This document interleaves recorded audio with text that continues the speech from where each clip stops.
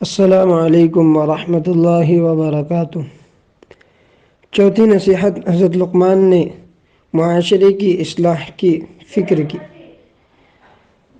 چوتھی نصیحت حضرت لقمان نے یہ فرمائی، وَأْمُرْ بِالْمَعْرُوفِ وَانْهَ عَنِ الْمُنْكَرِ وَاصْبِرْ عَلَى مَا أَصَابَكَ۔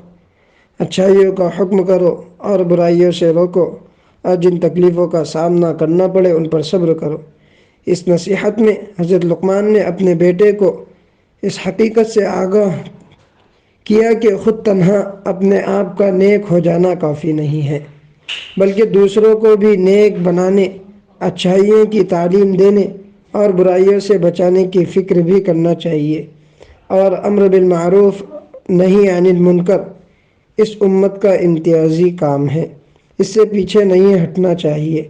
لہذا والدین اپنے بچوں کو بچہ سمجھ کر نہ چھوڑ دے، بلکہ بچپن سے ہی تمام لوگوں کی اصلاح کی فکر کرنے والا مزاج بنائے۔